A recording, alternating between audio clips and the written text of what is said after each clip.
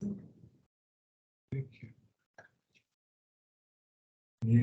can you see that?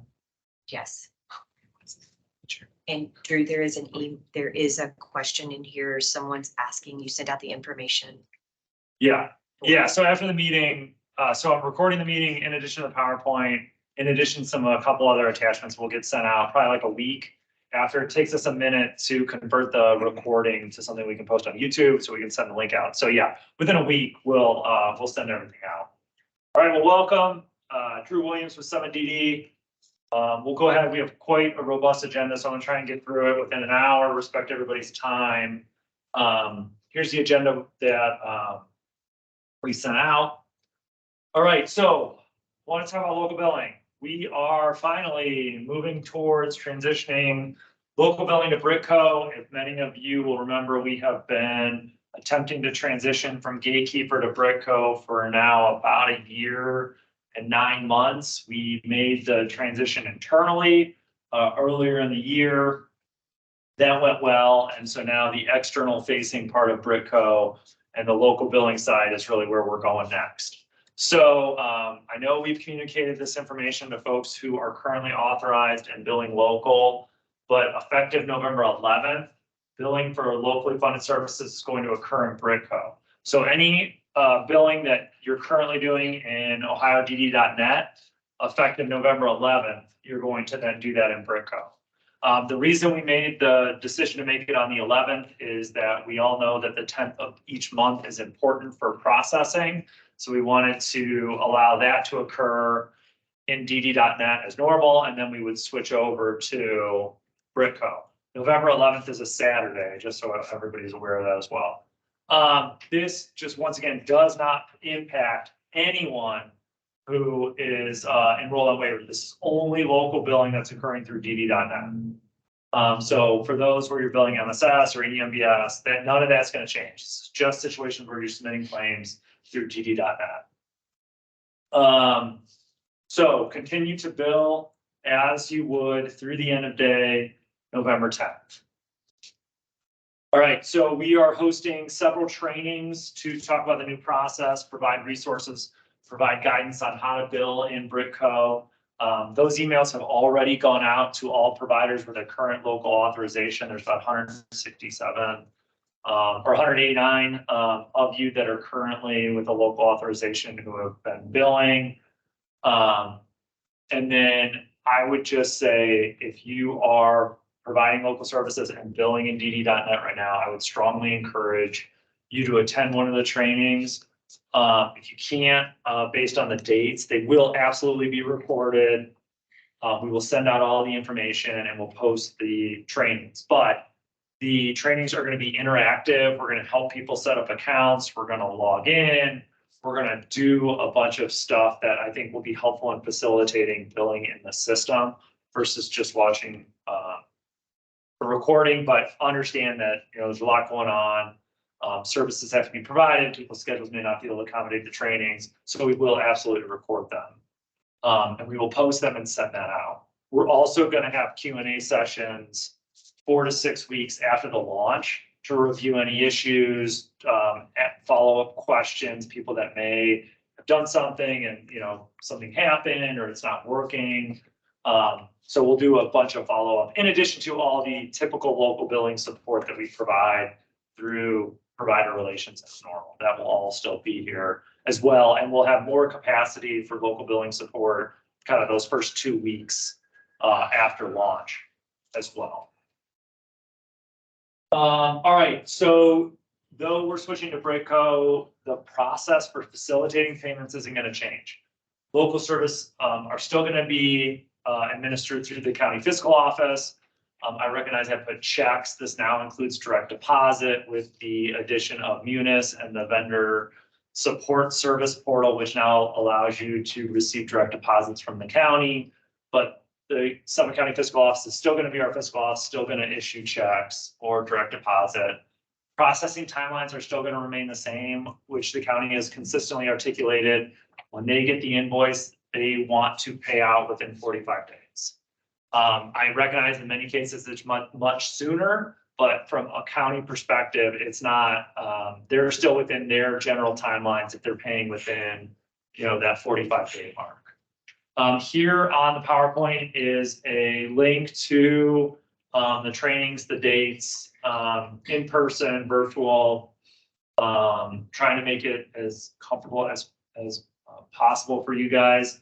I will say there are 3 agencies, and I don't remember your names, but you guys submit through an M file format instead of submitting the claims based. We are reaching out to you if we haven't already to set up a separate training because it's a separate process. Your billing is much larger. So just a heads up if anyone on here bills that way through a flat file.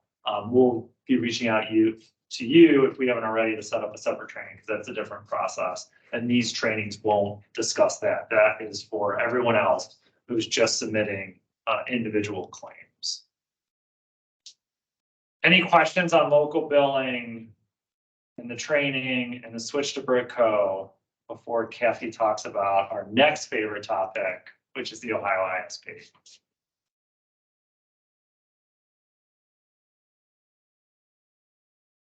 Well, if you do think of something afterwards, that's fair. You can either put it in the chat, you can email Mary, you can email provider support, or you could email me and we will answer your questions. But please try and attend one of the trainings.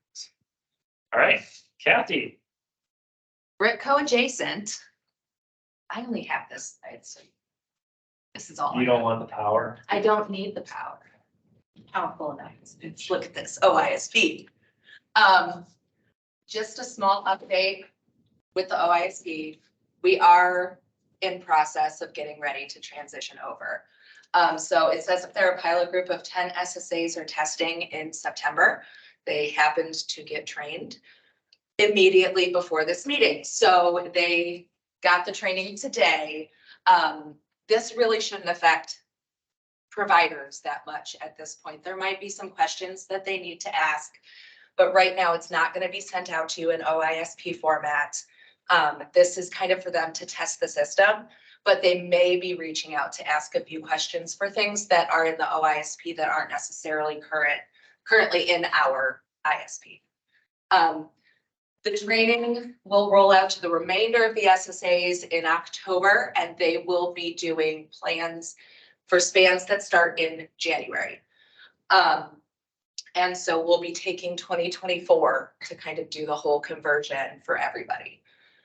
Provider trainings will occur in November and December, and that way you all have training for the plans that start in January. We'll do the format really similar to the other trainings where we'll probably do a couple in person and we'll record them so that you can access it if you're unable to attend. And the biggest reassurance I want to give everyone is this will not mean 3-hour meetings like those of you who were around when we converted to the last plan. And there were 3-hour-long team meetings sitting there and everybody was tired of each other's faces. We are not going to do that. We have, for the most part, more information in our current plan than the OISP tends to ask for. So we know the majority of the information already. Upside, though, the OISP is a lot more provider friendly than our current plan. For example, supervision levels exist again. You will look at them and you will know for certain what a supervision level is for a certain individual. So things like that, communication charts to kind of help you with somebody who maybe doesn't communicate verbally quite as well. You know, if I do this, I'm telling you this. So there are going to be aspects of this OISP that I think are really going to help enhance the services and take some of the gray out of what services are being provided. Any questions for me? That's not much, but it's some.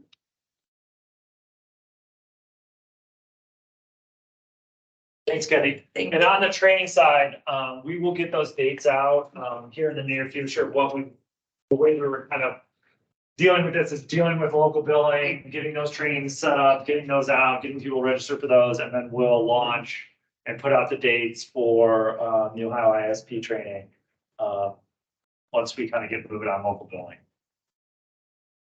All right, just want to, we talked a little bit about this at the day service meeting, but wanted to make sure all agencies were aware that DODD extended the GED and age waivers through September of 2024. So if you will remember, back in 2022, Director, I think Davis, issued waivers that allowed for hiring folks without a GED or high school diploma, without having to get the individual waivers that you are just as an agency allowed to hire those folks.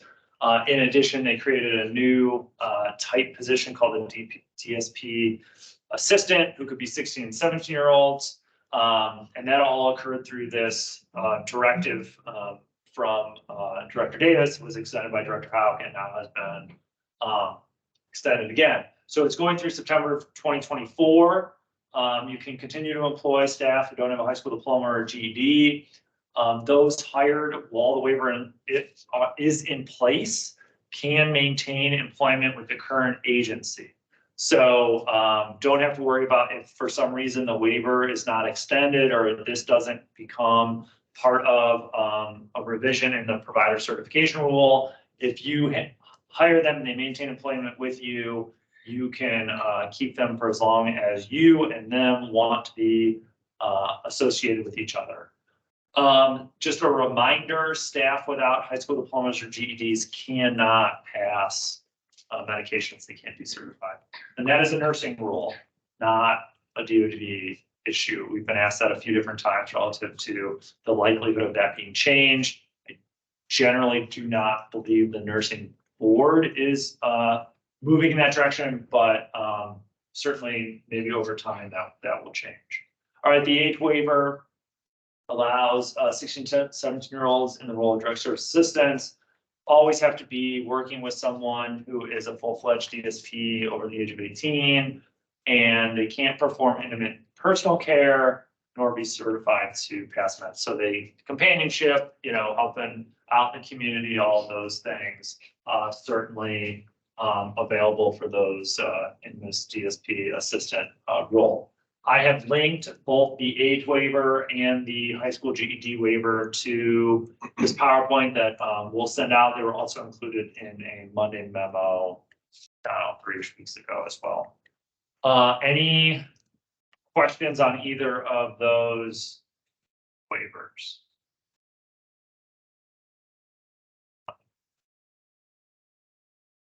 All right, voter information.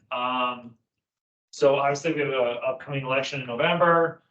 Prior to that, the Ohio legislature passed new voter ID laws, which require additional information for individuals in the state of Ohio to be able to vote. When you come to the polls, you have to have one of the listed IDs, which all have a photo attached to them. Things like birth certificates, insurance, bill statements, social security cards, driver's license that are not associated with Ohio, or state IDs that are associated with another state are no longer acceptable. So if you show up with one of those documents, you will not be able to vote. You will be given a provisional ballot. So as individuals that we all support want to vote, they need to have one of those valid IDs that are listed. Also, curbside voting is prohibited unless someone has a disability and they're unable to enter the polling place. So it's not just having a disability, it's having a disability and being unable to enter the polling place. No longer are there going to be multiple drop boxes per county. There's one. It is in Summit County, that's at the Board of Elections. So if you get an absentee ballot and instead of mailing it in, you want to give it to the drop box, you're going to need to drive downtown to the BOE and put it in the one single drop box in the county. Registration to vote by mail was changed. And then if you do vote by mail, you got to provide your driver's license number or last 4 digit security number, and then a copy of the photo ID. A current photo ID that is accepted by the new law needs to be in the vote by mail when you send it back, and you need to make a copy of front and back. So really, I think what and the reason I'm presenting this information is, given these changes, if you are supporting people who have expressed an interest to vote either through the ISP planning process, or just come to you and say, hey, I want to vote, I want to be educated, I want to, express my right.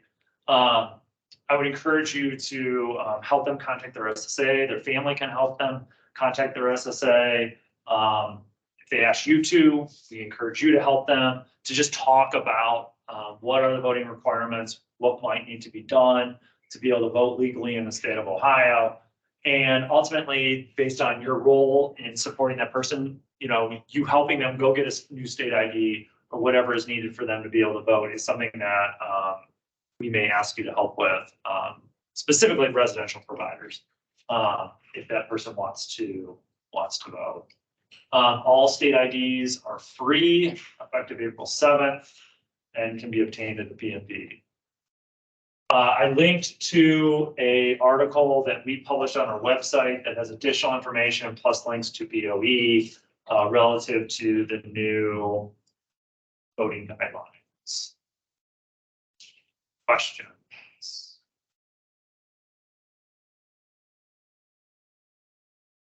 All right, so talk about my third favorite topic. Parents as paid caregivers for minors. So if you, some of you may or may not know, one of the Appendix K flexibilities during the pandemic allowed parents to provide services to their minor child. That is one of the flexibilities, in addition to some others that we've talked about in these meetings, is going to stay.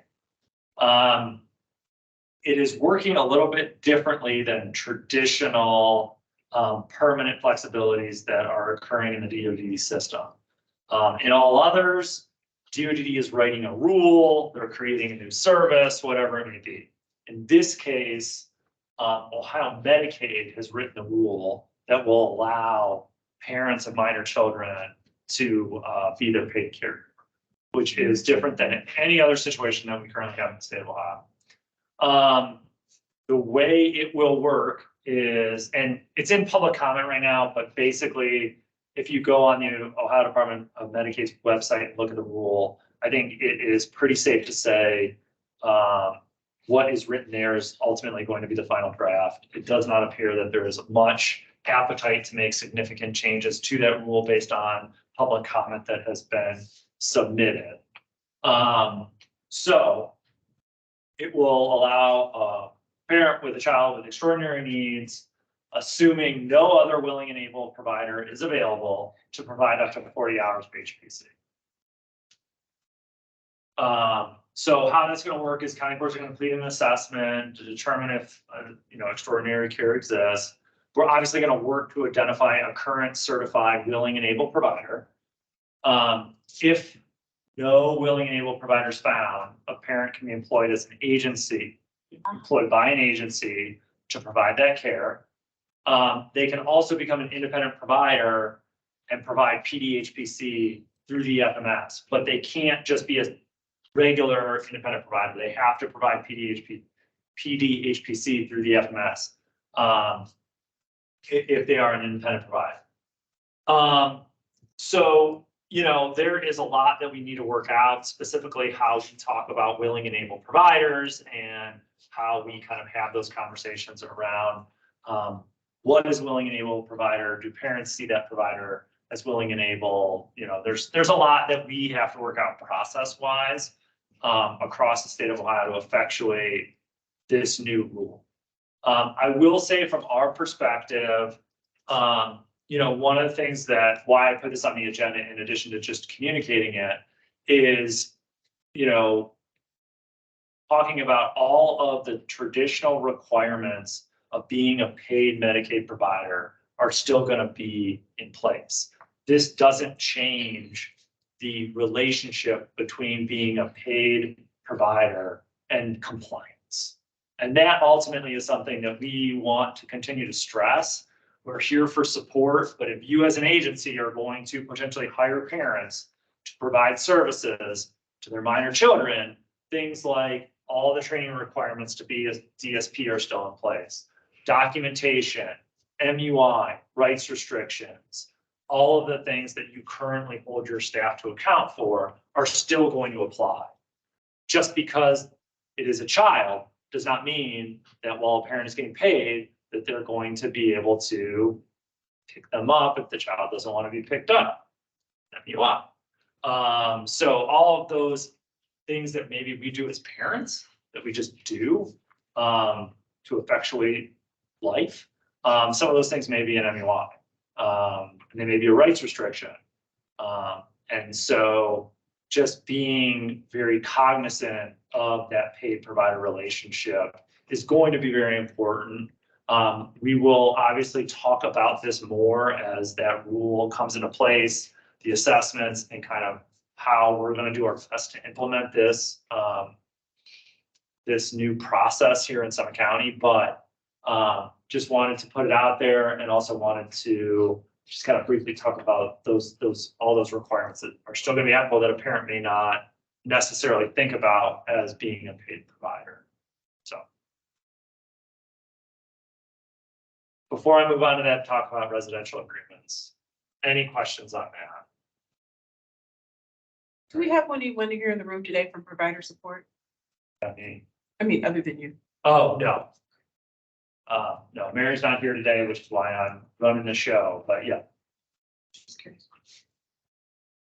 All right, so wanted to just briefly talk about residential agreements, specifically in shared living. We get a lot of questions about how to set up residency agreements in situations where the shared living provider is not a relative or a parent or anything like that. So there was a new settings rule that came out that provided a bit more information about what residency agreements should look like. Because the questions we get are mostly focused on shared living. That is what these slides will focus on.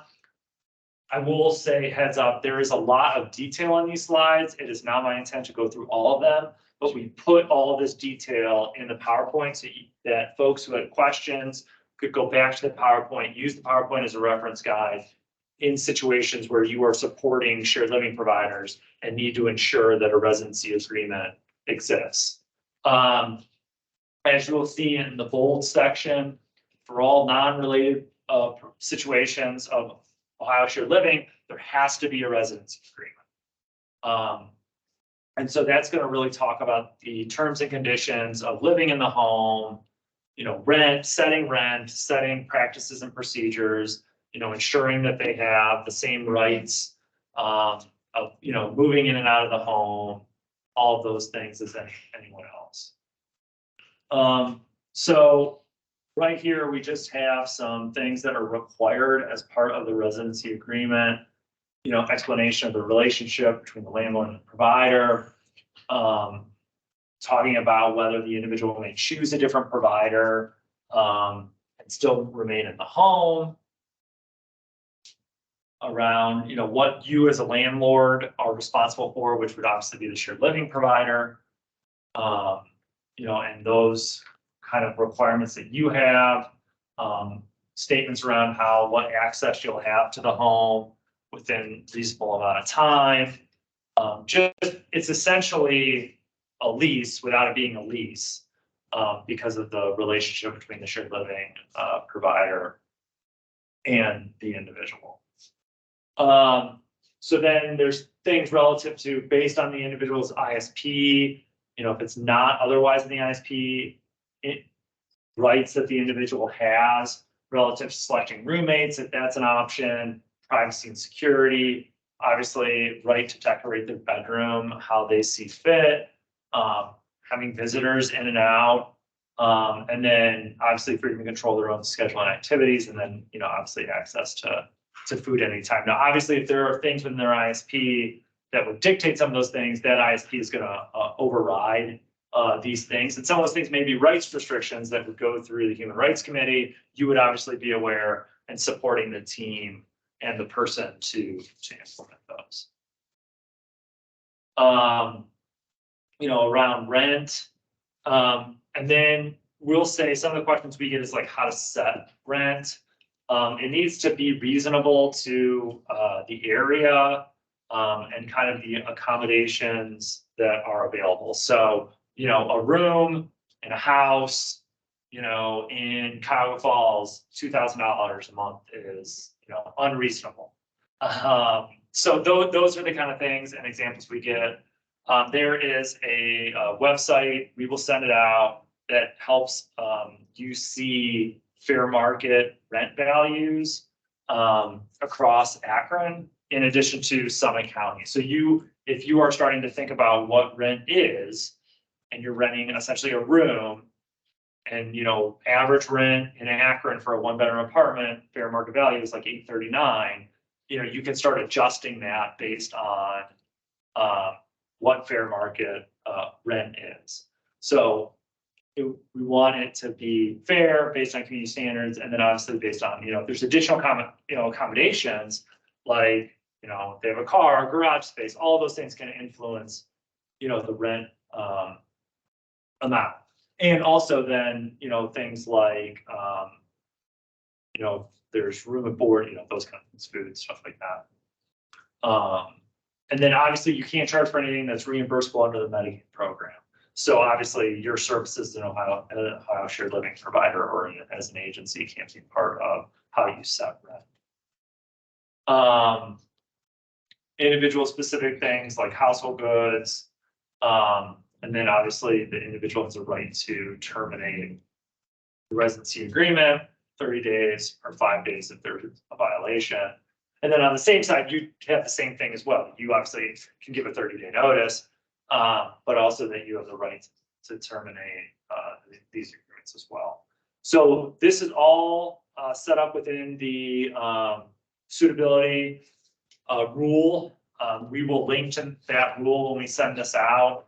I know I did not hit every single detail in these slides, but certainly this is, you know, a decent explanation of residency agreements and the requirements. I do know compliance, when they are out doing shared living reviews, they are asking to see residency agreements and will want to ensure that it is connected and following rule. There were some examples on the DOD website that they published probably about 8 years ago. I do not know if those have been updated. We have sent those out several times. I will look before we send this PowerPoint out to see if those have been updated based on this rule and have that information in there, at least a template that you could build off of using the information that's in the rule. Any questions?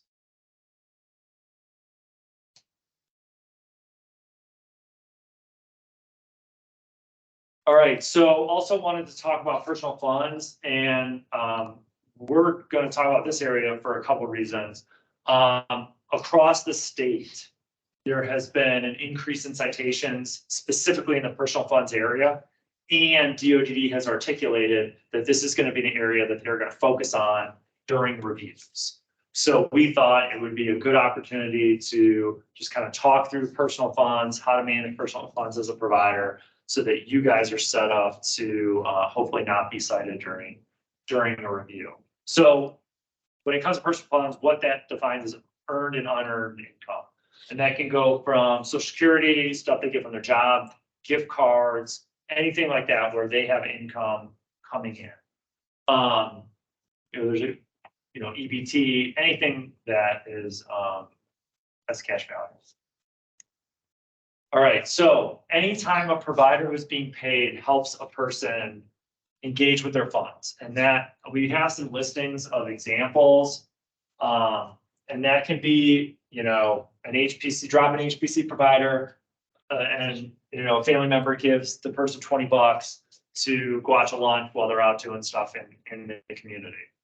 It can be an NFT provider who is getting money from a residential provider and then taking that to a day service provider. Anytime a provider who's being paid by Medicaid at that moment and is touching the individual's funds falls under the personal funds rule. It's not just related to those providing money management services or those being paid. It's anytime you are engaging with an individual's funds as a paid provider. So several examples there.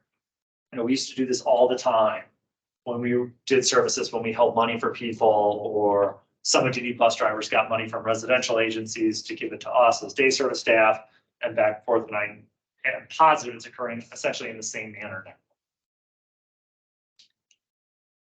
Obviously, there are ways in which providers can be reimbursed for helping a person manage their funds through the money management waiver service, and then obviously through payship. But to reiterate, the rule can still apply even though you are not being reimbursed for either of those services, because if you are touching someone's funds as a paid provider, you fall under the personal funds rule. All right, much like everything else, individuals are presumed to be competent in being able to handle their money unless they are assessed to need assistance. And all of the details of how somebody may get assistance with managing their personal funds is in the ISP. And is there a section in the Ohio ISP for this? Not like there is in ours. All right. So some quick things before we kind of dive into some of the details.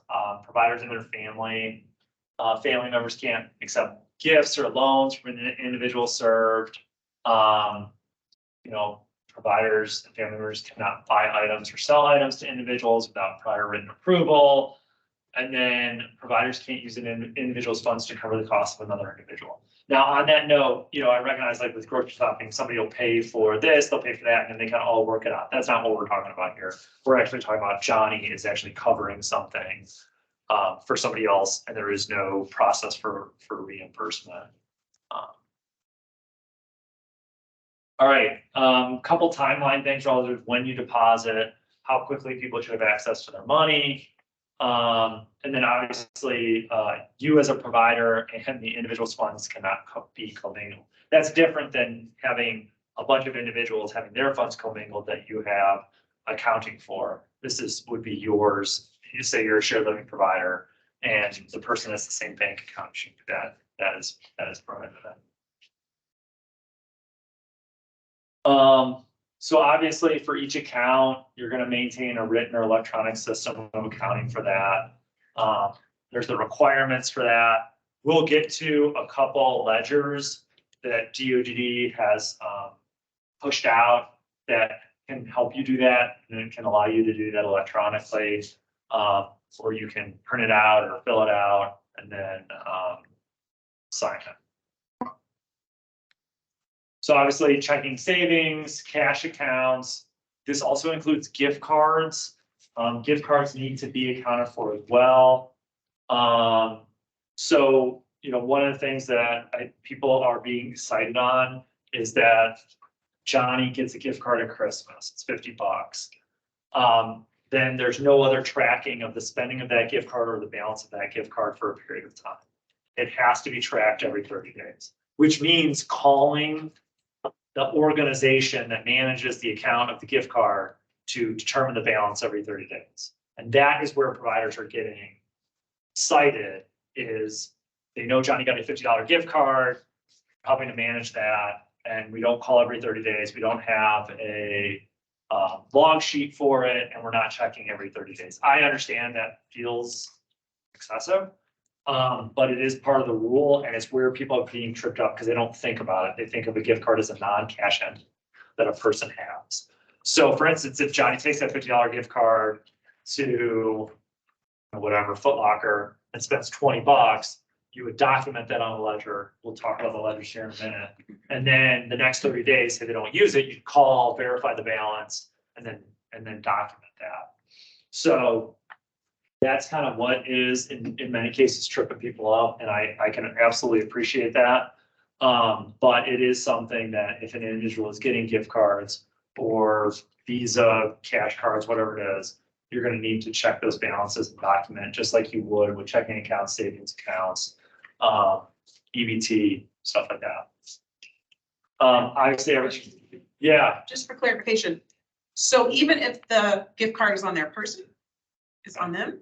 If you as a provider are responsible for helping the person manage their funds, Okay. you need to do that. So if it's like a gift card that you have in an envelope, in a drawer because the person can't manage that, then yeah. But if I am a person served and I get a gift card and I manage that from day, start to finish, then no. Okay. Thank you. Obviously receipts, talking about receipts for a long time. You gotta have them, you're gonna get them, you're gonna document them, and then, obviously gonna have all that.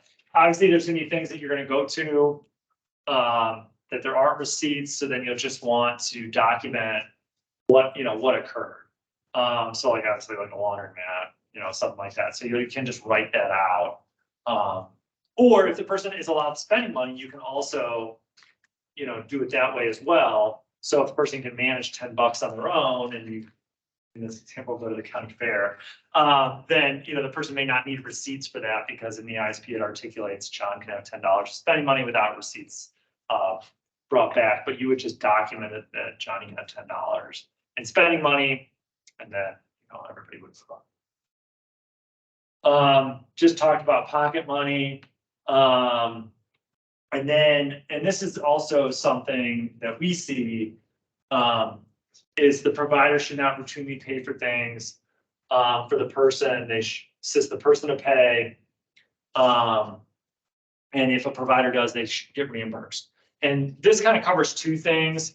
This is really hitting about Medicaid inducement. It is prohibited that providers induce services in the sense of like, I'll always take you out to eat, or I'll pay for you to go to the movies, or I won't charge you fair market rent, whatever that may coerce you into picking me as a provider because you get additional benefits beyond what the Medicaid service is actually supposed to provide. And that's why this is generally prohibited. And So there's a question in the chat, just to confirm, is it required to check balances with the organization, even if the provider is actively keeping a ledger on the card? yeah, they still have to call and verify they count on the card. Yeah. And some of that, I mean, we've seen, I don't know, there's been like 3 MUIs recently with like EBT fraud, where someone went to the grocery store, they thought they had $250 on their EBT card, and they have like 80. Somebody in Brooklyn, New York, somehow managed to create a fake EBT card and used it there. So that's why we're checking those balances to monitor that fraud. All right, so obviously, if an SSA or a county board or DOD wanted the financial transactions with those ledgers, you would need as a provider to be able to provide that. And then need to keep receipts and documentation for 6 years if you're continuing to serve that person, or there are guidelines in the rule for when services are terminated, how you maintain those records. So when you kind of want to also talk to the team outside of just ensuring that everybody's following what's outlined in the ISP relative to personal management, is if somebody has like a bank account, savings account, as if that's over $2,000, which could endanger them to lose their Medicaid eligibility, is you want to notify the team because there's a particular time frame that someone could have a spend down. So if people are getting close to that, you really want to contact the SSA, have a conversation, and then start to talk about how to use that additional money that may put them over the asset limit. Maybe it's a burial trust, maybe it's new furniture, or whatever it may be. And then sometimes people get lump sum payments because like messes with Social Security and stuff like that. So you always want to keep in contact when those situations occur. Yeah. We have another question. Will the individual still need to sign a receipt if they are getting their spending money in the form of check that they then cash at the bank? I think the answer to that is yes, but since it's in the chat, I will take it and double check. But I think so, but let me double check. All right, so here are the ledgers that we talked about. So this would be something if you were managing a balance like a gift card or anything like that, you could put this on here and then watch those balances. And then here's also the managing, which is a little bit more in depth for like managing a bank account ledger or a checking account, and then kind of the ins and outs of what occurs with that account.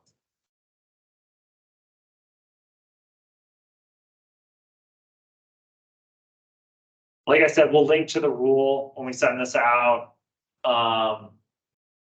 And then if you have further questions, certainly give provider supports a call. Like I said, though, DOD has already verbally acknowledged that this is going to be an area that they are going to specifically focus on in reviews through the rest of this year and into next year.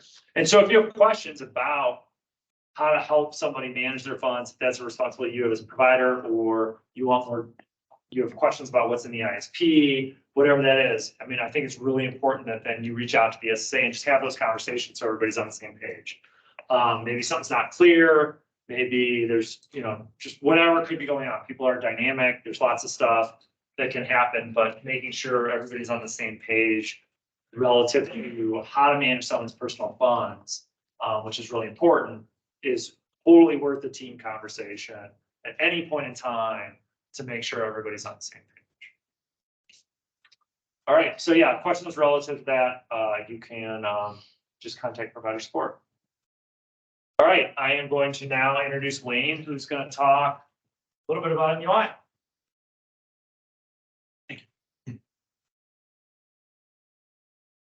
Hello, everybody. My name is Wayne. I'm the MUI manager here at Summit PD.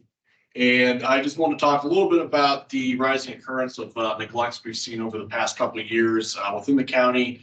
And I want to advertise the training we're going to offer here next month to try to help providers with that trend. So this year, we've been opening approximately 11 neglects every single month through August of this year. Year to date, we have that makes a total of 99 total neglect investigations that we've opened countywide, which is a very high number. 54 of those have been related to supervision issues between staff and the individuals we serve. And another 45 have been related to other failures of duty, which we refer to in MUI as treatment level neglects.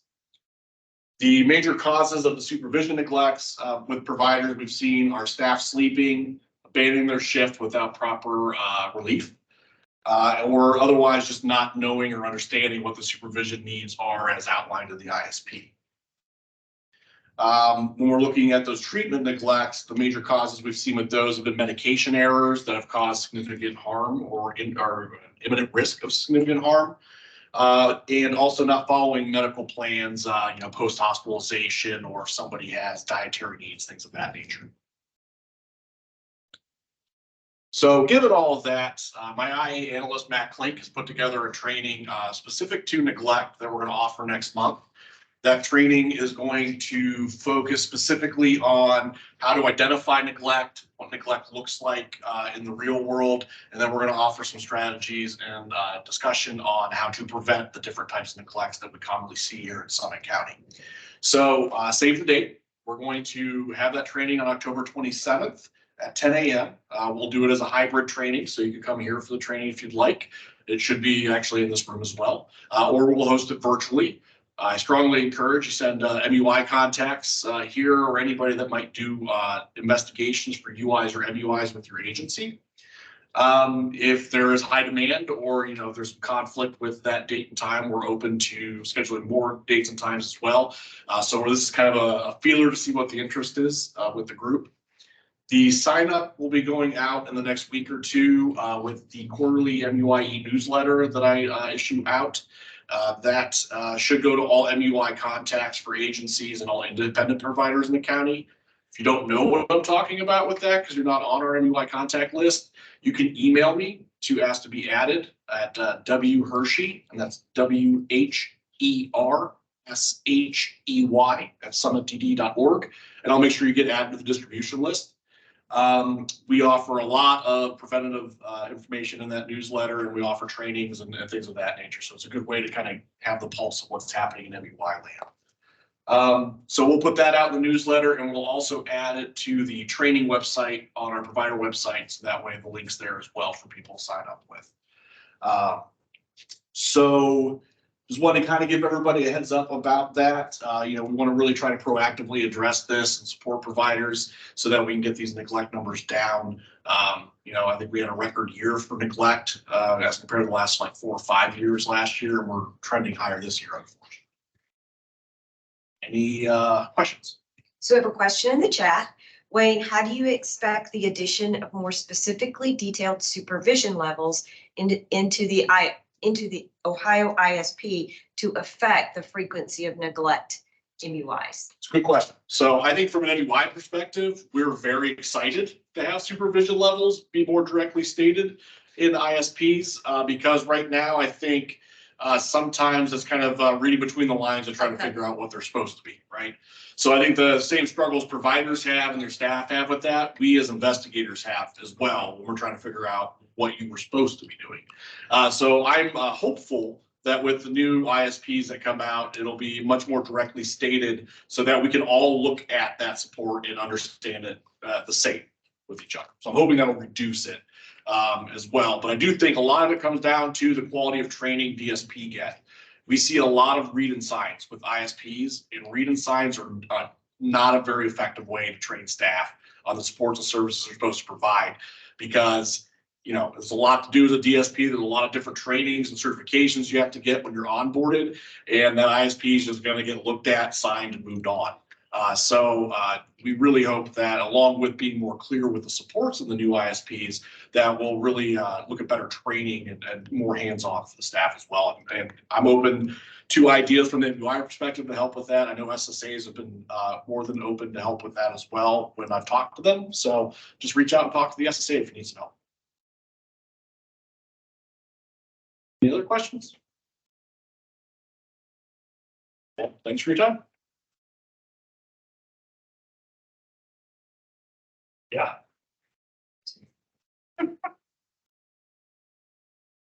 I can do that. You want the big screen, Courtney?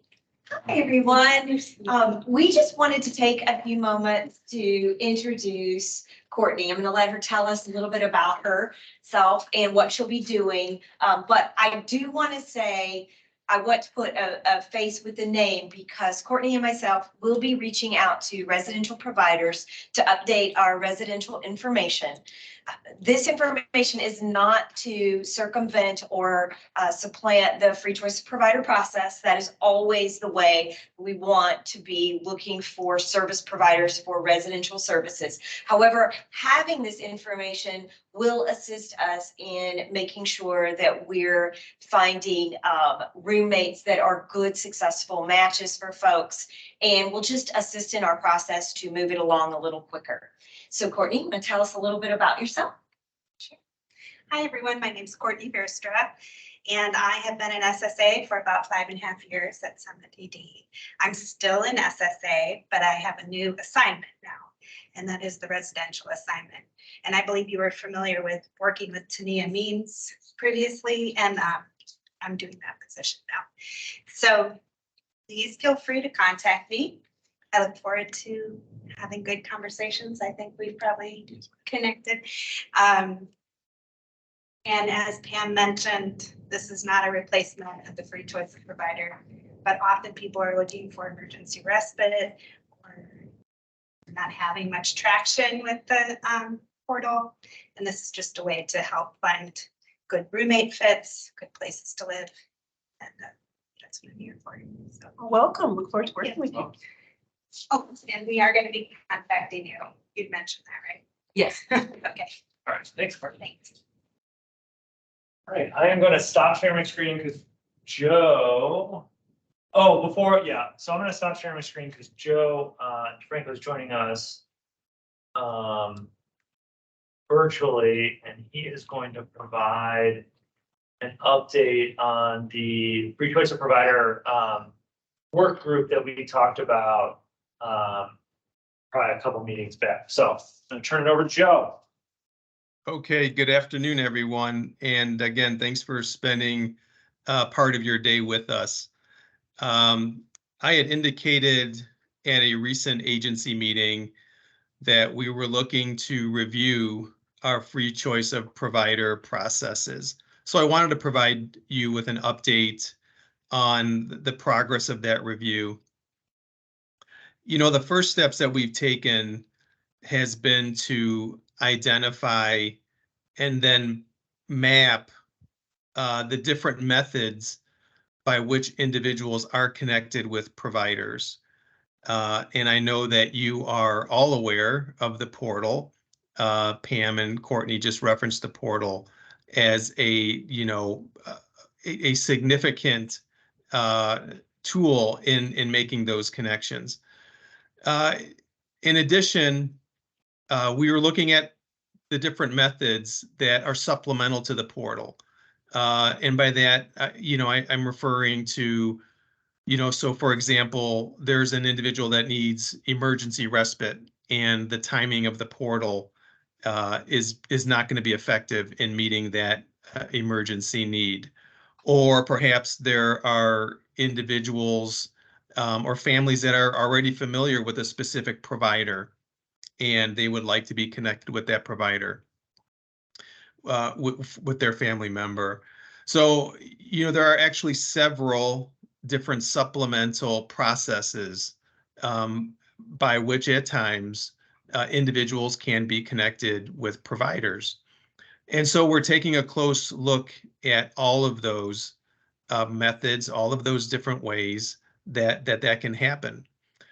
And I will say it's taken more time than I anticipated to process map the various methods that occur. But it's been a good exercise to get familiar with, again, the different ways, including, of course, the portal, as well as some of those supplemental methods. So the next step is really to hear the voice of the customer. And we have those processes mapped, but we really want to hear about people's experience, whether it's using the portal, whether it's responding to a specific request to an emergency response, whether it's being approached by different experiences that you have in connecting with individuals. And so we're really going to take some time and collect the voice of the customer. And by the voice of the customer, referring to providers, SSAs, individuals receiving services, families, and guardians. So the first step in that will be to, in October, we're planning to launch a survey. This will be sent to provider agencies as well as those other groups, and with the goal of collecting some of that feedback concerning your pain points, your experiences, what's going well, what's not going well. And the goal would really be to utilize that information in the improvements of the free choice of provider processes. There will be a part 2 to that. After the survey, we're planning on hosting focus groups with those different groups. And I've already had some volunteers to participate. So I remember those folks that have volunteered to be a part of that, and we will probably be reaching out to others as well to be participants in those focus groups. As we, again, look at some of the pain points, the experiences, the positives, the negatives of the portal process, as well as any other supplemental process that you may be involved in. I want to say that obviously free choice of provider is fundamental to our service delivery system. And I think through this work, we are really striving for a system that is consistent, dependable, transparent. Transparency is a key factor that we want to ensure in this process, as well as responsive and meeting the needs of all of our stakeholders, including providers, including SSAs, families, guardians, and of course, first and foremost, the individuals that we serve. So, and again, one other layer, we want to make sure we're meeting rule. So we are layering all of these activities over rule requirements, and we want to make sure that in all that we do, we're meeting those rule requirements. So I think our approach, again, is it's been more time consuming, frankly, than what I had initially anticipated, but I believe that our approach is comprehensive, and I feel that our result is going to be something that we feel good about. So I just wanted to share that update with everyone. Do be expecting surveys coming your way. I would anticipate that will be in October. And then a follow-up with focus groups. And those of you who have volunteered, we will certainly be reaching out to you. And those who have not yet volunteered but are interested, you can just shoot me an email, or if you shoot it to Drew, I know you all have Drew's contact information, either one of us, and we'll get that into the right location. So thanks for your time, and any questions on this topic or any related topic that I can respond to any questions.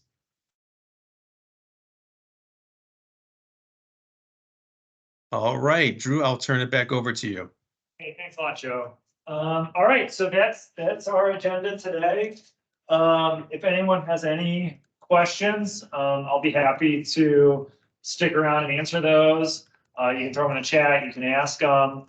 Like I mentioned, probably within a week, we'll send this PowerPoint out with the recording, and some of that associated documentation. So really appreciate everybody joining today, taking the time to hop on or join us in person. So thanks, everybody.